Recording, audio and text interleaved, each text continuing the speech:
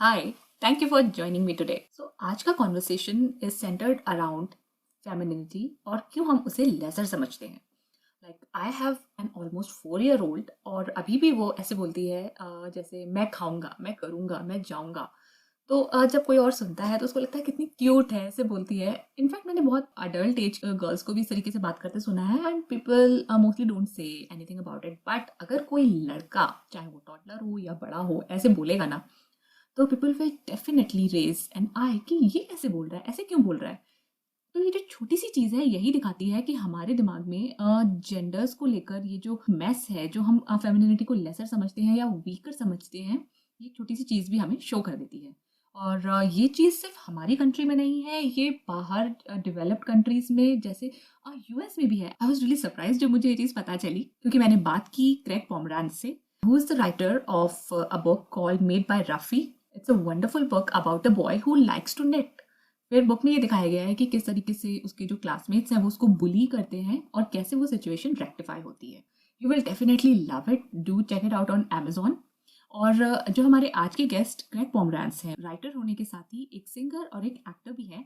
और आज के एपिसोड के एंड में आपको उनका गाया हुआ एक बहुत ही प्यारा सा सॉन्ग सुनने को मिलेगा. The song is called different. Stick with us till the end. चलिए अब इस इम्पॉर्टेंट कॉन्वर्सेशन को स्टार्ट करते हैं, जिससे कि हम अपने थॉट प्रोसेस को इम्प्रूव कर सकें, अपने बच्चों के फ्यूचर को भी इम्प्रूव कर सकें. Hey there, welcome to Little Fixes, a podcast for the sassy, classy and a little choosy भारतीय नारी. This is Macri. मैं और मेरे गेस्ट शेयर करते हैं simple practical ideas जो आप easily follow कर सकते हैं to get closer to the kind of life you want to live. We talk about career, self-care, social media tips, parenting, relationships, and so much more to help you thrive. All of this is mixed with a lot of laughter. So, my lovely friend, continue what you're doing and join me in this real talk. So, Craig, welcome to Little Fixes podcast. I'm thrilled to have you here. I am thrilled to be here. Finally. Yes, finally, after a lot of glitches. So let's start the conversation with the story behind your marvelous book, Made by Ruffy. Okay. So my godson was having trouble sleeping one night, and I had said to him, "Are you okay? And what's going on?" And he said, "Well, you know, all the kids at school, they say dude, and they are really like rough sports, and they're very loud." And he paused and he said, I like to sort of be quiet, and I like to knit. And he said, "Is there such a thing as a tom girl?" Mm-hmm. And there was no such thing as a tom girl. But it was interesting because I immediately thought it's a word that's so relevant and has already an inherent meaning. And what is that? Like, what is a tom girl? A tomboy, which is a well-known term, is you know, a girl. Assertive and it's positive, but if you say tom girl, there's an immediate hesitation and negative concept of like, I have never heard that term. Actually, I read it in your book itself. Yeah. So it was disconcerting because it started to make me really think about, and I took the story further and wrote a book about it. But more and more, especially after the book, I kept hearing from parents and other people, and just the understanding of why is feminine a negative idea, and what does that say to both little girls and little boys, you know, and how the world of girls grow up with this already sort of unfortunate lesser than idea, and that really upset me. Yeah, exactly. And in fact, how is knitting even exactly feminine thing? Because the designers we know, like the biggest designers in the world, they are all men. Then nobody will say anything. They are men, they are knitting or they are sewing, whatever they're doing. But if you're doing it as a child, or maybe if you're not a designer, people will say things like that. You are doing feminine stuff. Same thing. Yeah, I had written another book based on Rafi called Rafi Baking, and where he bakes, and it's the same thing with chefs. If you think about it, it's like when you think of a little boy in the kitchen, there's this sort of immediate sort of response that's negative. But all the most famous chefs are men. Gordon Ramsay, who doesn't know him? I've been trying to write a book about the positivity of the word feminine and how one can do that, and it's really hard because even in the dictionaries they set it up that masculine is a very specific thing, and feminine is usually, as you said, weaker or I always say, sort of think lesser than, which is interesting because certainly I can't think of being feminine to me. It's like, how strong can it be? There, women who give birth, nothing could be stronger than that. Right. So but we still have this very sad idea, and it's hurtful to everybody, and obviously it's hurtful to boys, but I think it's really hurtful to girls. So yes. So It is very common to say things like, you are not my daughter, you are my son. It is also a very common phrase used in India when a girl, looks after her parents, even after her marriage, as it is said.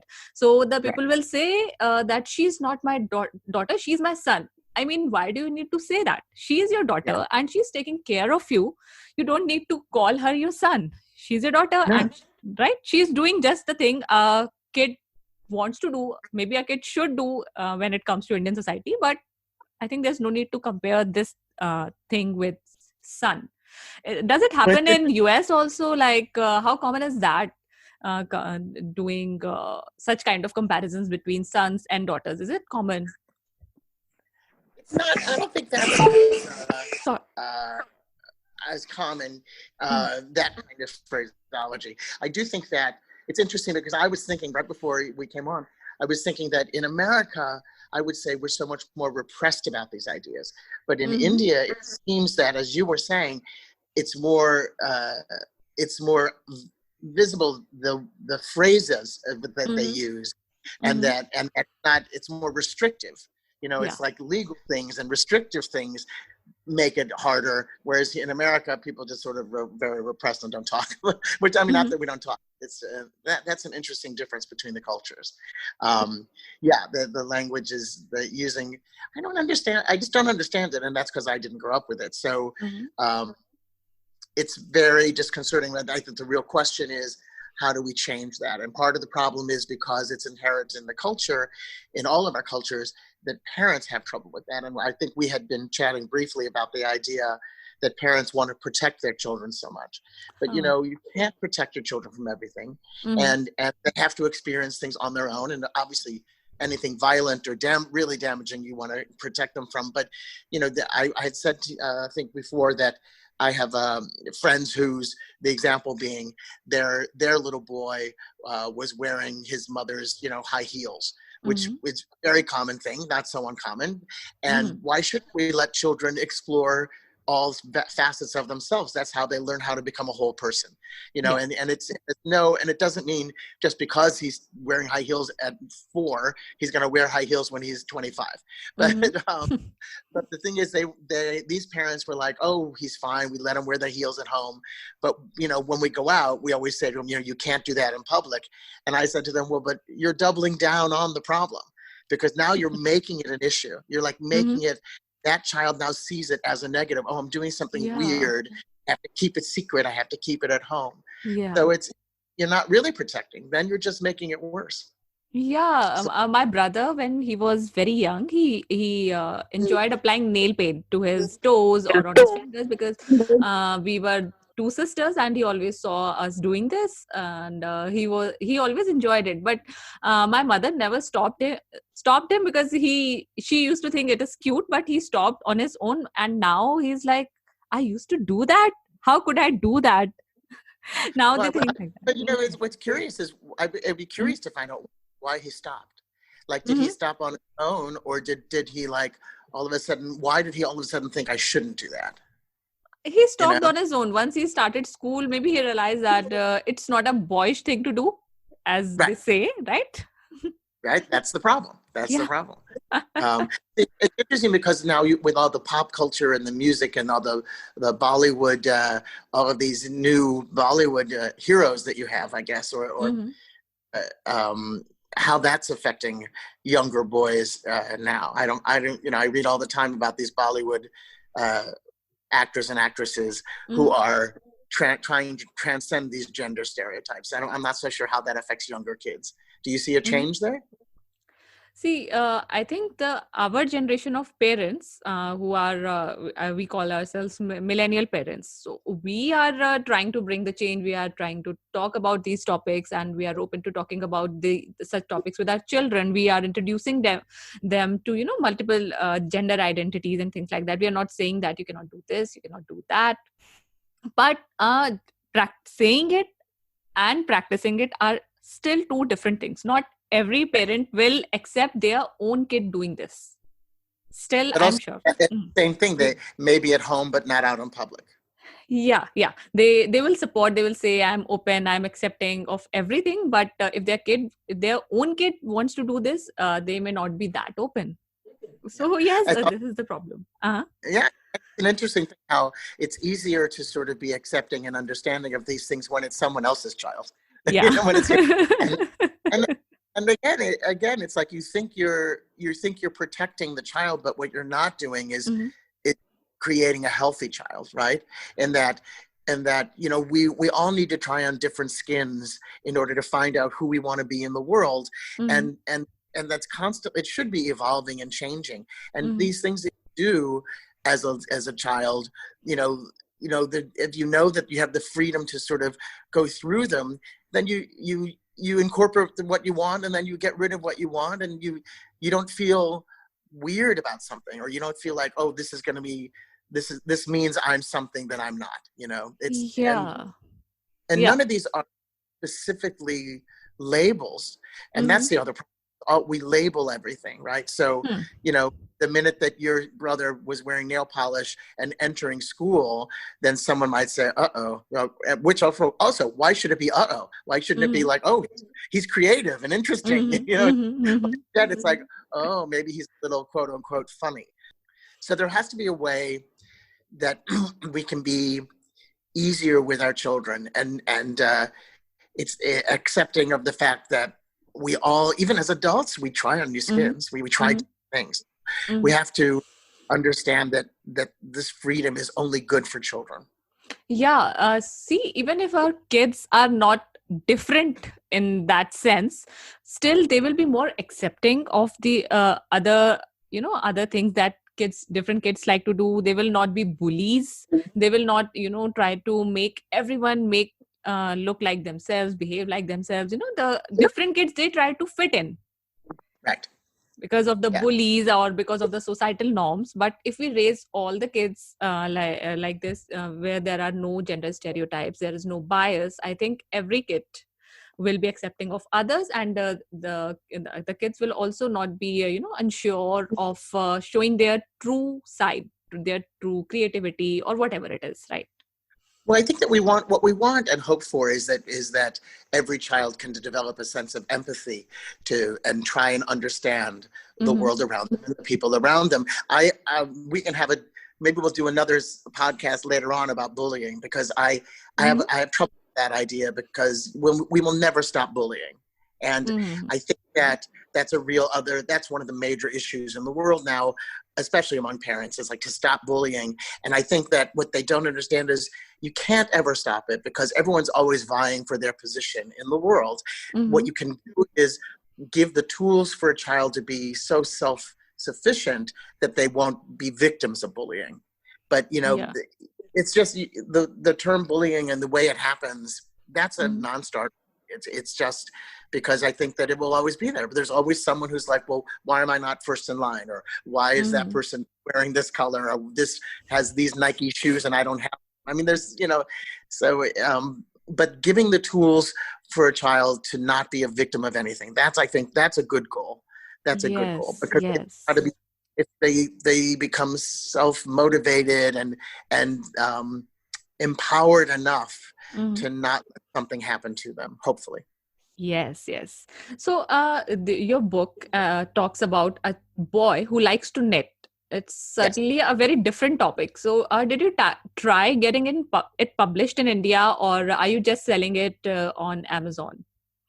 No, it's in 11 countries already, and Mm-hmm. 8 different languages. I would love for it to be published in India. I actually, I've gone to Sri Lanka. I used to go to Sri Lanka 2-3 times a year, and I Mm-hmm. tried to get it published there. But it's not easy because Mm-hmm. of what we're talking about. So anyone out there, if you know a publisher, publish my book. But because I think it's that important. But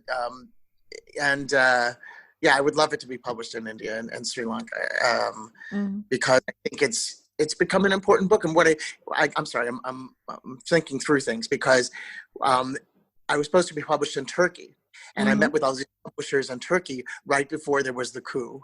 And before the coup, they were ready to publish it. But after the coup, it became such a more conservative area, they had not to. But the same thing, that the book was being reviewed in America, in Texas. And the editor of a very big Texas paper wrote me and said, I want you to know that I love your book, and I bought it for my grandson, and I would like to write about it, but here in Texas, it would not be very acceptable, so I can't do Okay, even there.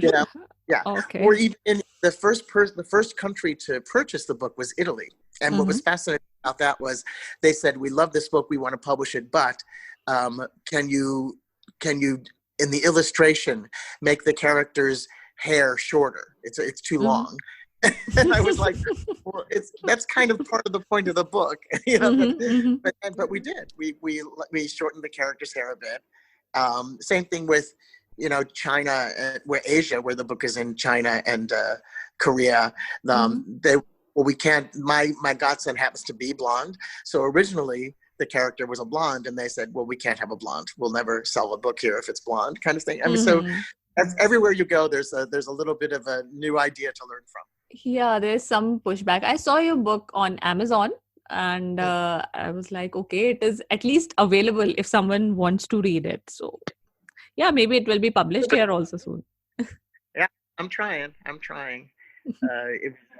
It's and that it is a part of the conversation, and that it doesn't matter where you are. It's like human beings, basically human beings, which of course is the one lesson we all need to know, right? Yes. We're basically the same people with feelings and conditions, the same human conditions.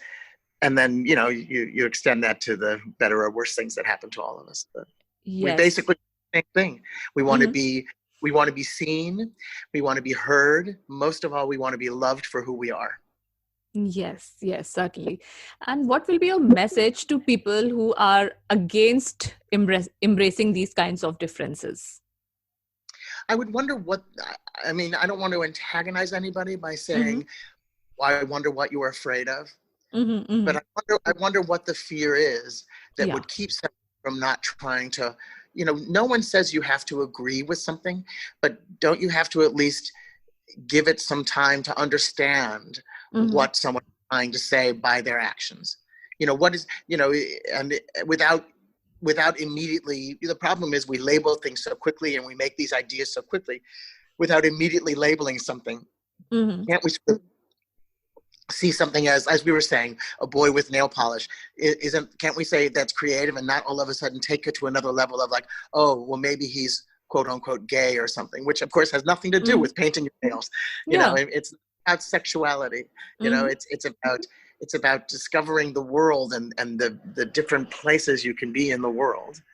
And we want our children to be really engaged in the world and engaged in conversation and not be afraid. I mean, part of the problem with these kind of stereotyping is that it's limiting on so many levels. It keeps kids from engaging in conversation.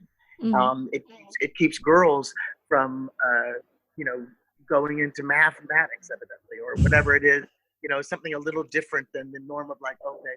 Or it keeps boys from going into home economics. I don't know if you have home economics there. We have something similar. It's called home science here. Yeah, home science. It's like, first of all, aren't you a better person if you know how to cook your own meals? You know what? Home science is not even an option for boys. When I was in school in 6th standard, there was the subject introduced to us. It was called home science. It was only for girls, and the boys were supposed to take book craft. Okay, of course. Yeah. And why can't a girl take construction or like learn how to like, oh, I want to build blocks or something. Yeah, right. It isn't even introduced, and as you say that in a more evolved society like that of America, we in India think that you guys are very progressive, and we watch your movies and things, and we think that the life of women there is much easier compared to life here. But I think every society has its own struggles. Well, and every advancement you make, Mm-hmm. there's going to be you're going to learn the new struggles with that advancement. Mm-hmm. Mm-hmm. You know, that's something to remember that you're, again, it's like bullying. You're not going to stop these things, and nor should you, because the whole point is that we're evolving as human beings, and we want to evolve to be the best human beings we can be. Mm-hmm. So the story of my godson Rafi, who because he was so well supported when he started knitting, and the kids at school started, making fun of him as knitting. Mm-hmm. And this goes along with what you were saying earlier. Then all of a sudden the teacher this is a true story, that the teacher had said, we're doing a play. And Mm-hmm. so Rafi thought, well, I'll make the costumes for the play since that's what I can do. So he Mm-hmm. made a cape for the prince of this play. And the prince, the boy that they decided to be the prince, happened to be one of the bullies of him. Mm-hmm. And Yes. when Rafi made this cape, all of a sudden he was like so impressed. Yeah. That, of course, because it was for him, the Mm-hmm. bully. And so then all of a sudden everyone was thinking, well, wow, this isn't weird that a boy is knitting. It's like great that he's like going to be a famous designer someday and make me clothing. I mean, this is a true story. And it's sort of like, it's so relevant to the world about what we're talking about. Mm-hmm. It's like when you understand what someone is about, then it makes it easier to live with and understand and enjoy. Yes. So here's to raising empathetic kids who are accepting of everything. Like, yeah, and here's to hoping that parents, will allow them to be that free. Yeah. Okay, so Craig, it was lovely talking to you about your book, and I'm sure that our listeners will love to get your book, and they would also love to find more about your work. So please let us know where we can find more about you and your work.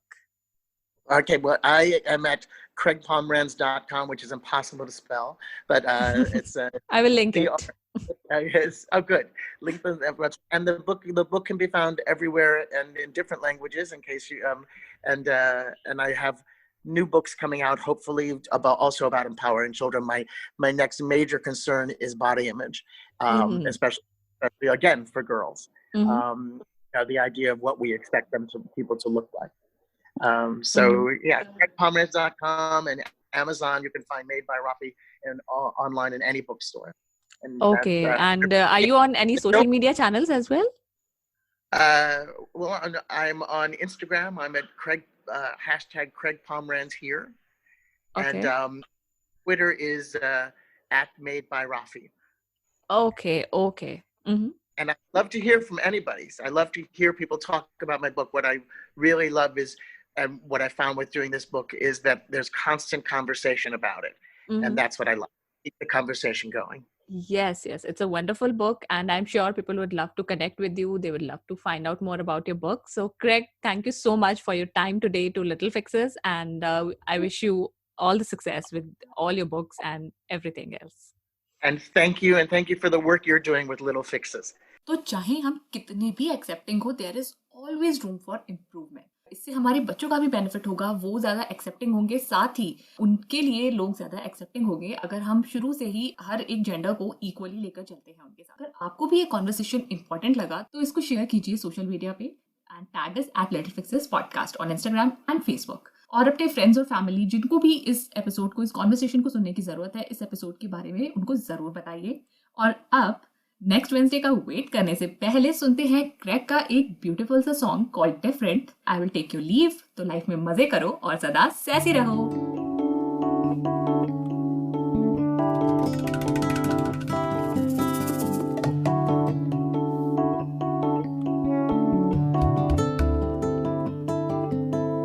Catch a snowflake in each hand, perfect. Find two shells upon the sand, perfect.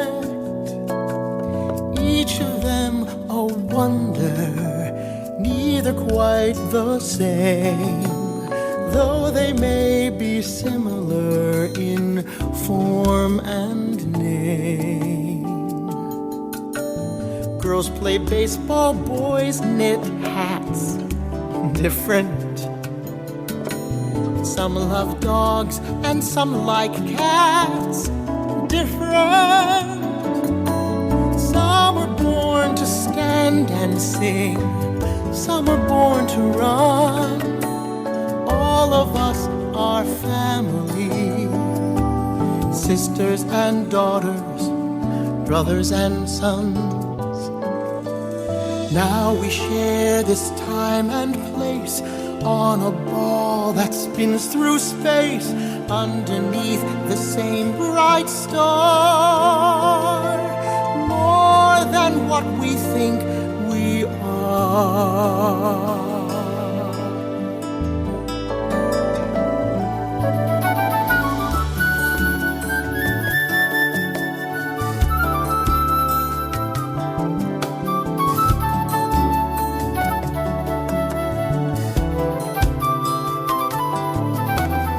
Every bird and tree and child special, though some are tame and some grow wild. Special, shining in the moonlight, dancing in the sun. Perfect, different, special.